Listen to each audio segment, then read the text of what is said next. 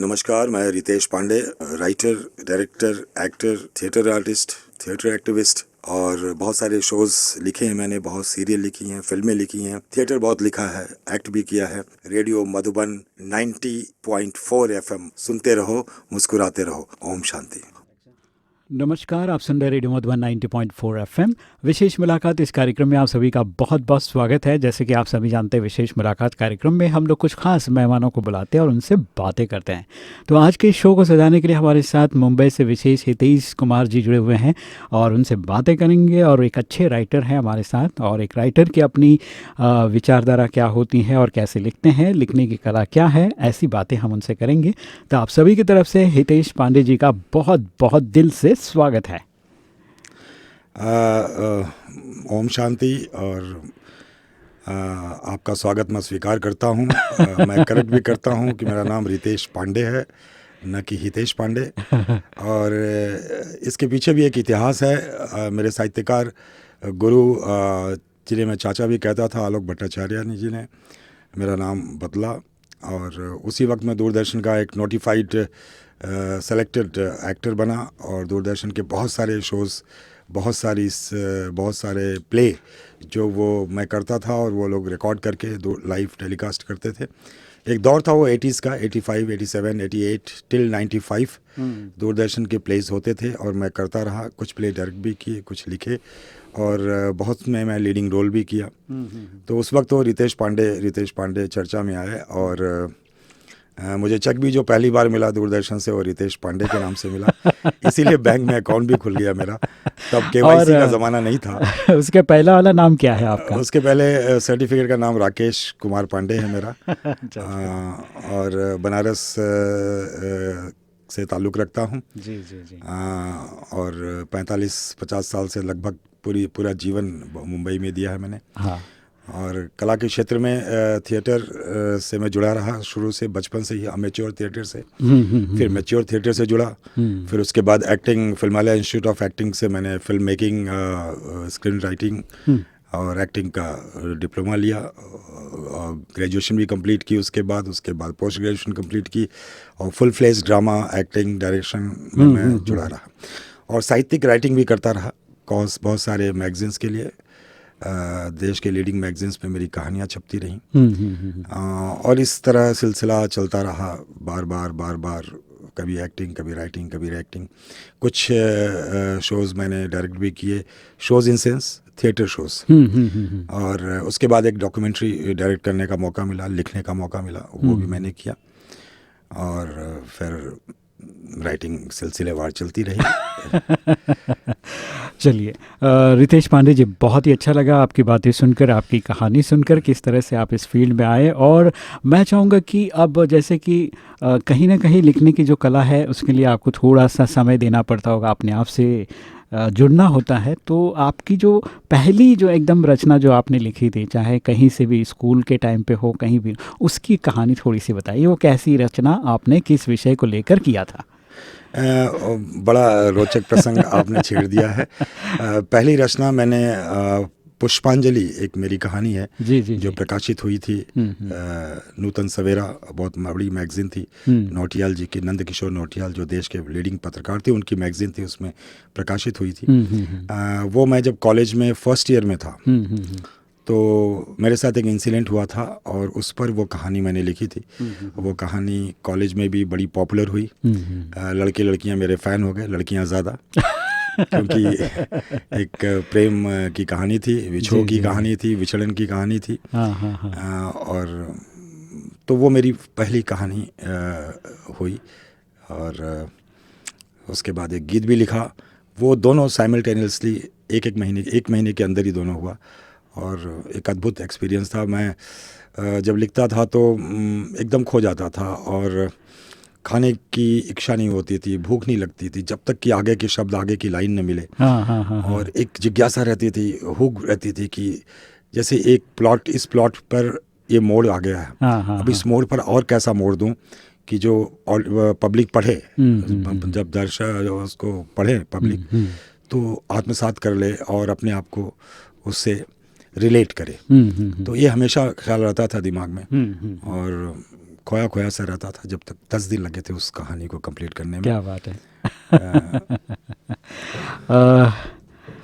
बहुत ही अच्छा लग रहा है। और जैसे कि हम लोग किसी भी चीज़ को, किसी भी रचना को करते हैं तो वो अपनी रचना होती है तो उसके प्रति हमारा प्यार तो रहता है, लेकिन जैसे मुझे लगता है कि वो न्यूज़पेपर में जब छपा तो मुझे लगता है आपकी खुशी जो है दुगनी हो गई होगी, और वहीं से जो एक क्या कहते हैं मंजिल जो है आपको दिखाई दे रही होगी कि आप कुछ कर सकते हैं, और वो चीज़ सिलसिला जो है धीरे धीरे आगे बढ़ता गया और आज इस मुकाम पे है कि आप फिल्मों के लिए भी लिखते हैं और अलग अलग चीज़ों के लिए, जिस भी कहानी या साहित्य से जुड़ी हुई कोई भी बात आपको हो तो वो करने में बहुत ही आसानी आपको लग रही होगी।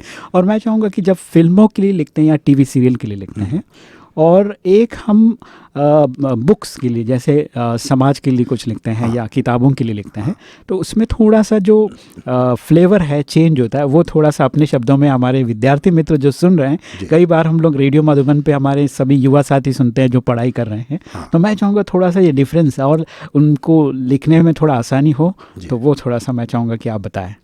देखिए, मेरी जो रचनाएं, जो मैंने साहित्यिक रचनाएं की हैं, वो मौलिकता से परिपूर्ण होती थी। जी जी। मौलिकता और वैल्यू बेस्ड होती थी।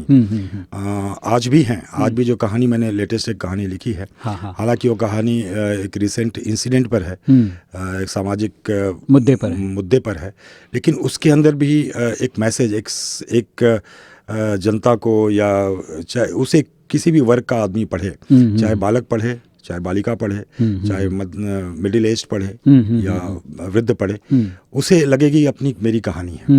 और कहीं उसमें गंदगी या अपभ्रंश या किसी भी बात को तोड़ मरोड़ कर पेश करने की, जानबूझ करके उसको अलंकृत करके बढ़ा चढ़ा के करने की कोई गुंजाइश मैंने नहीं रखी थी। क्या बात है। और मौलिकता को ध्यान में रखते हुए मुद्दों ध्यान में, पहले तो कहानी बानो मैंने लिखी, और वो हिंदू मुस्लिम दोनों समुदाय को लेकर वो कहानी है, और दोनों के बालक बालिकाएं आपस में किस तरह से, और रियल इंसिडेंट पर कहानी, मैं इसको डिस्क्लोज नहीं कर रहा हूँ क्योंकि इसके ऊपर फिल्म भी बनने जा रही है।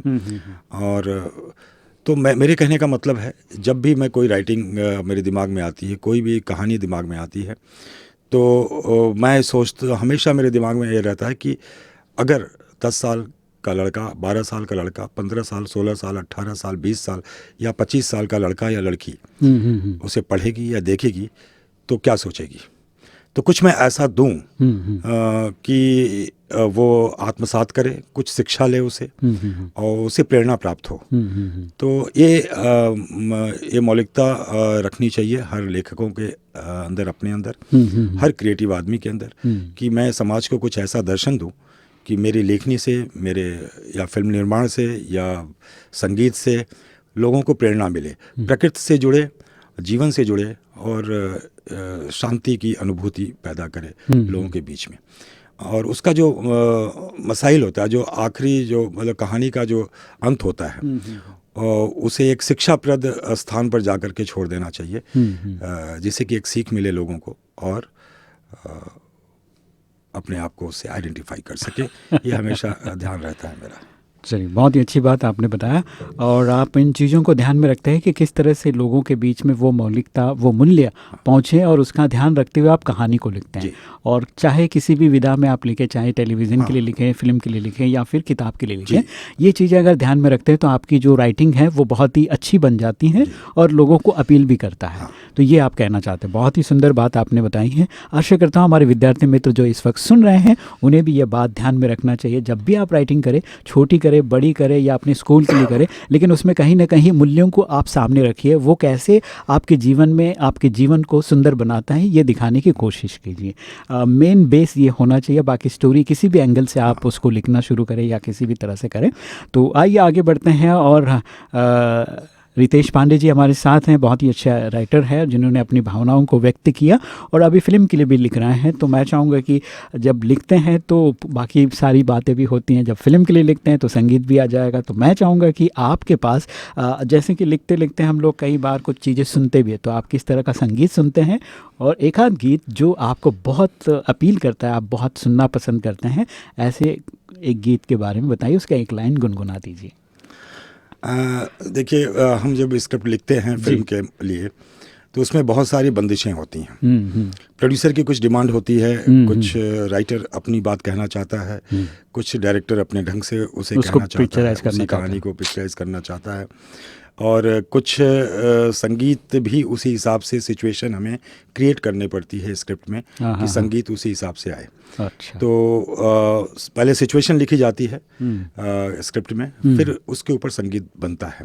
लेकिन आजकल एक दौर चेंज हो गया है कि संगीत पहले रिकॉर्ड कर लेते हैं, फिर उसे ज़बरदस्ती सिचुएशन में फिट करने की कोशिश की जाती है, जो बहुत भयानक है। और हम इस पक्ष में नहीं रहते, लेकिन कभी कभी हमें मजबूर होकर के करना पड़ता है। और ये कोशिश संगीत में है। आज के संगीत में शोर बहुत ज़्यादा है। जी जी जी। चित्कार बहुत ज़्यादा है। वो मधुरता निकल गई रहती है, जो सुन करके दिल प्रसन्न हो जाता था, बाग बाग हो जाता था, मन डूब जाता था, आंखों से आंसू आ जाते थे, मन उत्साहित हो जाता था। ये सारे जो भाव आते थे, उस तरह का न संगीत बन रहा है, न तो उस तरह के संगीतकार आज हैं जो इस चीज़ों में बिलीव करते हैं। सूफी के नाम पर कभी चित्कार करने लगते हैं। जो असली सूफियाना था वो तो ख़त्म हो चुका है, और उसके नाम पर अलग अलग विधा आ चुकी है। रैप आ गया, मिक्सिंग आ गया, हाँ वो आ गया यहाँ, और डीजे आ गया है, न जाने क्या क्या आ गया है। लेकिन हर जगह शोर है, शोर ज़्यादा, मधुरता नहीं है। शॉर्ट कहने का मतलब ये म्यूजिक सुनो सर दर्द हो जाता है। बिल्कुल। लगता तो अब लेकिन अब आजकल चल रहा है, लोग देख रहे हैं, पसंद कर रहे हैं। उस बीच में भी हमारी एक कोशिश होती है, क्योंकि मैं गीत भी लिखता हूँ, कविताएं भी काफ़ी लिखता हूँ, मंच पे मंचन भी किया हूँ। तो हमारी ये कोशिश रहती है कि कुछ अच्छी बात कह दें 4 लाइनों में। जैसे 6 लाइनें हमें लिखनी है गीत की। आजकल गीत की लेंथ छोटी हो गई। सही बात है। पहले 3 मिनट के होते थे, 2 मिनट हो गए, अब 1 मिनट 1.25 मिनट में ख़त्म कर दिया जाता है।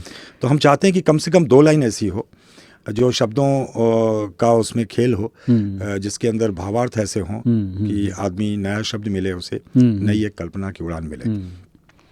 तो मैं तो कोशिश करता हूँ। अभी मैं एक फिल्म कर रहा हूँ अनुराधा, तो उसमें मेरा एक गाना होली पर आने वाला है। क्या बात है। तो जो मेरा लिखा हुआ है और उसकी स्क्रिप्ट भी मैंने लिखी है।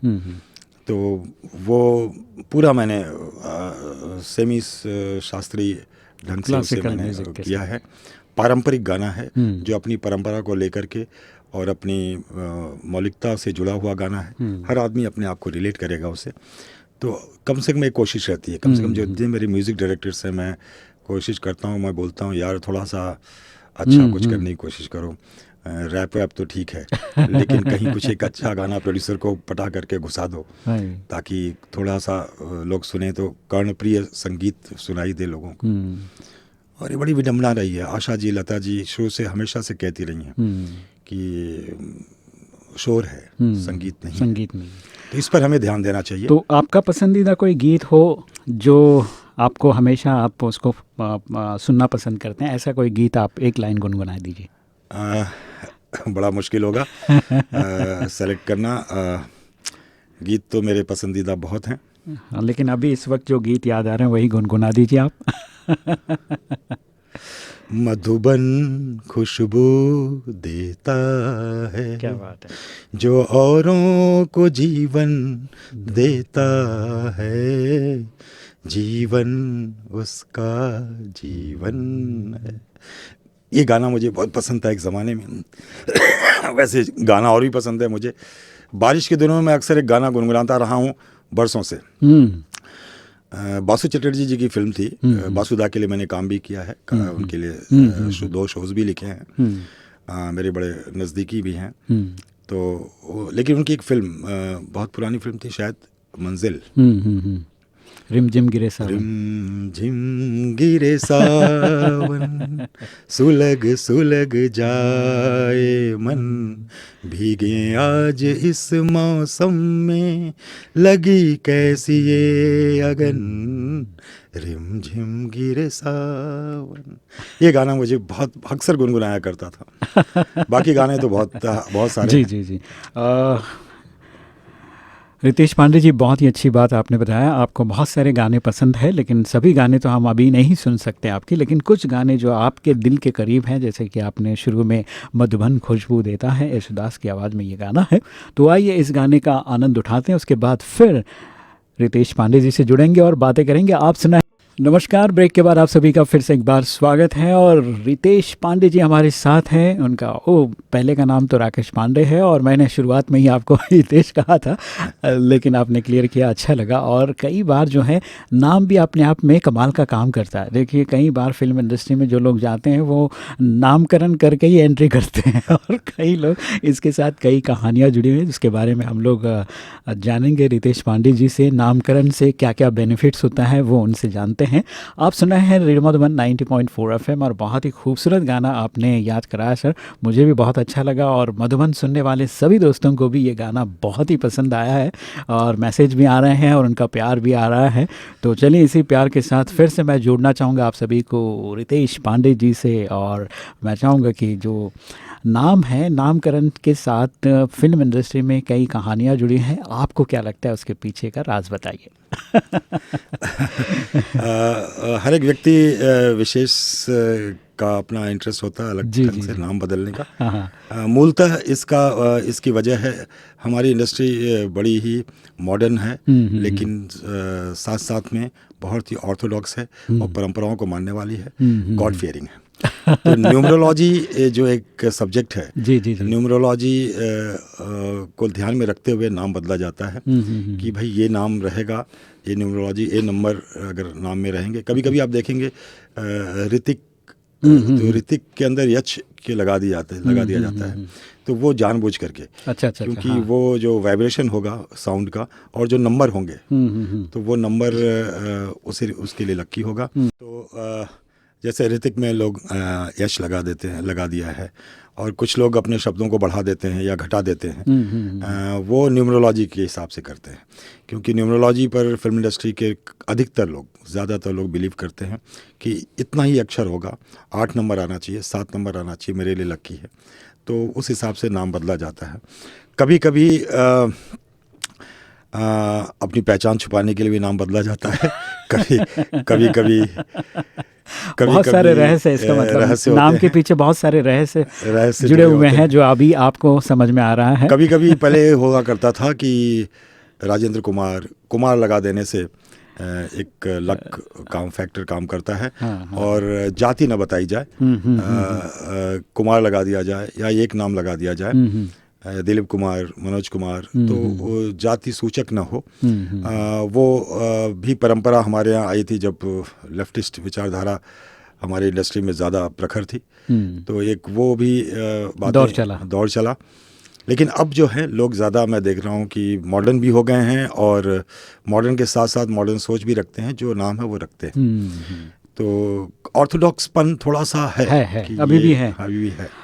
एक और बात मैं पूछना चाहूँगा, बहुत ही अच्छी बात आपने बताया। मुझे लगता है कि हमारे श्रोताओं के लिए ये नाम बदल के या नाम चेंज करने का या नाम में कुछ नंबर्स ऐड करने का, ये सारी चीज़ें, इसका जो रहस्य है वो हमने अभी सुना। और मुझे लगता है कि ये चीज़ें कहीं ना कहीं हम लोग भी इस पर चिंतन तो मनन तो करते ही हैं। कभी कभी वो नाम सुन के लगता है कि अरे ये कुछ चेंज हो गया है, तो वो चेंज भी हमारे लिए बहुत इंपॉर्टेंट रोल प्ले करता है। और कई बार हमारे नाम में अगर बदलाव होता है तो उससे लक भी समझते हैं और उससे काफ़ी बेनिफिट्स भी हो जाते हैं। और कुछ चीज़ें जो है समाज में समतलता बिठाने के लिए भी की जाती हैं, तो वो जो चीज़ें हैं वो हम देख रहे हैं। लेकिन इसके साथ में व्यक्ति अच्छा तब बनता है जब उसके अंदर वो क्वालिटी हो, नैतिक मूल्यों को लेकर जब जीवन जीता है और लोगों के साथ समरसता के साथ, संविधान के साथ चलता है, तो जीवन अपने आप ही अच्छा बन जाता है। तो आइए, हमारे साथ रितेश पांडे जी हैं जिनसे हम लोग बातें कर रहे हैं। और मैं चाहूँगा कि अब जैसे फिल्म एंड साहित्य के लिए जब दोनों विधाओं में हम लोग लिखते हैं, चाहे मैं बुक लिखूं और टीवी के लिए मैं लिखूं, तो उसमें कितना बड़ा अंतर होता है, क्या चेंजेस होता है, एक ग्राफिक चेंज लगता है मुझे, वो चीज़ें मुझे आप हमारे श्रोताओं को ज़रूर बताइए। देखिए, फिल्म की जब हम राइटिंग करते हैं तो हम 3 तरह के स्क्रीन प्ले फॉर्मेट में लिखा जाता है। अच्छा। एक ऑडियंस के पॉइंट ऑफ व्यू से, एक डायरेक्टर के पॉइंट ऑफ व्यू से और एक कैरेक्टर के पॉइंट ऑफ व्यू से। अच्छा। तो वो स्टोरी डिमांड करती है कि हम किस पॉइंट ऑफ व्यू से क्या करें, स्क्रीन प्ले को आगे बढ़ाएं जो रोचकता पैदा करें। और फिर कहानी भी डिमांड करती है कि हम फ्लैशबैक से शुरू करें या स्ट्रेट शुरू करें या हम जर्क करते रहें बीच बीच में। तो बहुत सारे आयाम हैं। और लेकिन जब स्क्रीन प्ले राइटिंग जो है मूलतः टेक्निकल काफ़ी है, तो वो टेक्निक का ध्यान रखा जाता है कि वो रोचकता बनी रहे और पब्लिक जो ऑडियंस है वो उसे झटके पे झटका देता जाए और थोड़ी चीज़ें छुपी रहें, धीरे धीरे उद्घाटित हों, पर्दा धीरे धीरे खुलता रहे और एंड में दर्शक को पकड़े रहे, एंड में जा कर के आप अपने मूल तत्व की उसकी बात कर सकें। और बीच बीच में और कैरेक्टराइजेशन बहुत ज़्यादा होते हैं, तो कैरेक्टराइजेशन पर बहुत ज़्यादा ध्यान दिया जाता है उसमें। और जहाँ तक इसका सवाल है साहित्य का, तो साहित्य एक जीवन में प्रतिदिन किसी भी घटना को लेकर के, किसी भी एक विचार को लेकर के जब मन आंदोलित होता है साहित्यकार का, तो आंदोलित होता है या पुलकित होता है या प्रफुल्लित होता है तो साहित्य निकलता है। जी जी जी। और साहित्य एक दर्शन है, एक साहित्य जो है दर्शन से निकलता है। और साहित्य का लेखन फिल्म लेखन से एकदम अलग है। हाँ, साहित्य को फिल्म से जोड़ा जा सकता है, लेकिन फिल्म को साहित्य से जोड़ना मुश्किल है। चलिए, बहुत ही रहस्यमय बातें आपने बताया। मुझे लगता है कि इन बातों को अगर हम लोग ध्यान दें तो हमारी राइटिंग स्किल भी अच्छी हो जाएगी और हम लोग किसी भी चीज़ को अगर लेकर काम करना चाहते हैं तो वहाँ, जैसे फ़िल्म के लिए आप अगर कुछ लिखा है, फ़िल्म के लिए कैसे लिखना है, वो सारी बातें आपको पता चल गया। और अगर आप किताब लिखते हैं तो उसमें आपकी भावना है, आप उसके मालिक हो, आपको कोई बंदिश नहीं है, निर्बंधन हो कि आप साहित्य में जुड़ सकते हैं और अपनी रचना को खेल सकते हैं, अपनी रचना का आनंद उठा सकते हैं और दूसरों तक वो आनंद पहुंचा भी सकते हैं। तो आइए, जाते जाते मैं रितेश पांडे जी से ये जानना चाहूँगा कि राजस्थान, गुजरात और बहुत सारे लोग आपको सुन रहे हैं, उन सभी के लिए आप एक मैसेज के तौर पे क्या बताना चाहेंगे? मैं ये बताना चाहूँगा कि हर हाल में खुश रहिए, लिखते रहिए, पढ़ते रहिए, रोचकता बनाए रखिए, क्योंकि पढ़ने से ही आप बुद्धिजीवी बनेंगे, एक सोच बदलेगी।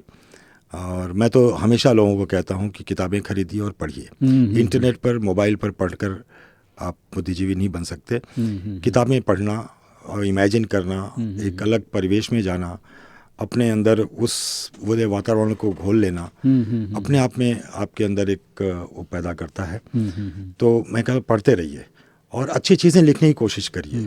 मूलतः ऐसी चीज़ें जो चीज़ें समाज को आंदोलित करे, किसी वर्ग को के बेहतरी के लिए हो, मौलिकता के लिए हो और मूल्यों को हमारे बचा कर रखे और प्रेरणा स्रोत हो। तो मैं तो बच्चों से यही कहूँगा कि लिखने का शौक़ पैदा करिए, पढ़ने का भी शौक़ पैदा करिए। जो पढ़ेगा वही लिखेगा और वही बढ़ेगा। क्या बात है रितेश पांडे जी, बहुत ही प्यारा सा मैसेज दिया और मुझे लगता है कि ये एक बहुत बड़ा मैसेज है, क्योंकि आज के समय में जो टेक्नोलॉजी हम पर हावी हुई है और ख़ास युवा साथियों पर, क्योंकि कुछ भी चीज़ पढ़ना हो तो इवन पढ़ने के लिए भी उनको टेक्नोलॉजी दिया गया है कि भाई कोई भी सब्जेक्ट पे आपको कुछ पढ़ना है, चलो इंटरनेट पे ढूंढ लेते हैं।